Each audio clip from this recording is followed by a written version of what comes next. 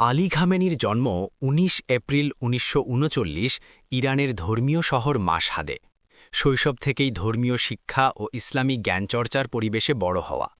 ধর্মীয় শিক্ষা, হওজা ও আলেম সমাজের সাথে ঘনিষ্ঠ সম্পর্ক তার চিন্তাধারা গঠনে গুরুত্বপূর্ণ ভূমিকা রাখে। ১৯৬০-৭০ দশকে ইরান ছিল রাজনৈতিক অস্থিরতার মধ্যে। শাহের শাসন, পশ্চিমা প্রভাব এবং ধর্মীয় রাজনৈতিক বিরোধ সব মিলিয়ে দেশে বাড়ছিল ক্ষোভ। এই সময় খামেনি ধীরে ধীরে বিপ্লবী ধারার রাজনীতিতে সক্রিয় হন। ১৯৭৯ সালের ইসলামী বিপ্লব ইরানের রাষ্ট্র ব্যবস্থাই বদলে দেয়। বিপ্লব পরবর্তী নতুন রাষ্ট্রে খামেনি দ্রুত গুরুত্বপূর্ণ ভূমিকা নিতে শুরু করেন। খামেনি ইরানের প্রেসিডেন্ট হিসাবে দায়িত্ব পালন করেন ১৯৮১ থেকে ১৯৮৯ পর্যন্ত। এই সময়টি ইরানের জন্য ছিল অত্যন্ত কঠিন, বিশেষ করে ইরান-ইরাক যুদ্ধের দীর্ঘ ছায়া।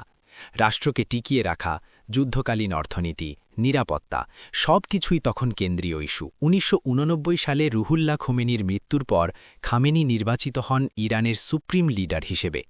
এই পদটি ইরানে শুধু ধর্মীয় নয়, রাষ্ট্রের চূড়ান্ত নির্বাহী ক্ষমতার কেন্দ্রে থাকা এক অবস্থান। সেনাবাহিনী, নিরাপত্তা কাঠামো, বিচার ব্যবস্থা সবকিছুর ওপর সুপ্রিম লিডারের প্রভাব থাকে।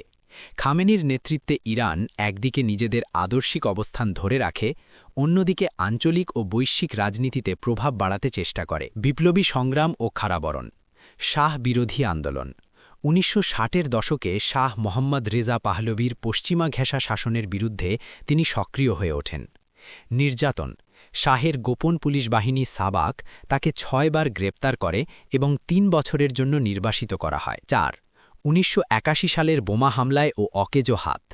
১৯৮১ সালে তেহরানের একটি মসজিদে ভাষণ দেওয়ার সময় একটি টেপ রেকর্ডারে লুকানো বোমা হামলায় তিনি গুরুতর আহত হন। এই ঘটনায় তার ডান হাত স্থায়ীভাবে অকেজো হয়ে যায়। এরপর থেকে আমৃত্যু তিনি কেবল বাম হাত ব্যবহার করতেন। প্রেসিডেন্ট থেকে সর্বোচ্চ নেতা, রাইজ টু পাওয়ার, প্রেসিডেন্ট পদ। ১৯৮১ থেকে ১৯৮৯ সাল পর্যন্ত তিনি ইরানের তৃতীয় প্রেসিডেন্ট হিসেবে দায়িত্ব পালন করেন এবং ইরান-ইরাক যুদ্ধ মোকাবিলা করেন। ১৯৮৯ সালে রুহুল্লাহ খোমেনির মৃত্যুর পর বিশেষজ্ঞ পরিষদ বা অ্যাসেম্বলি অব এক্সপার্টস তাকে রাহবার বা সর্বোচ্চ নেতা হিসেবে নির্বাচিত করেন। শাসনকাল ও আন্তর্জাতিক নীতি। তার ৩৬ বছরের শাসনামলে ইরান বেশ কিছু বড় পরিবর্তনের মধ্য দিয়ে যায়। আমেরিকা ও ইসরায়েল বিরোধিতা। তিনি পশ্চিমা প্রভাবের বিরুদ্ধে প্রতিরোধের অর্থনীতি ও কঠোর মানসিক অবস্থান বজায় রাখেন।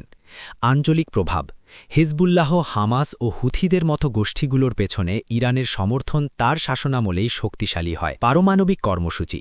ইরানের পারমাণবিক ক্ষমতা অর্জন তার শাসনের অন্যতম আলোচিত ও বিতর্কিত অধ্যায়। সাম্প্রতিক তথ্য অনুযায়ী ২৮ ফেব্রুয়ারি ২০২৬ তারিখে তেহরানে এক বিমান হামলায় তার মৃত্যু ঘটে।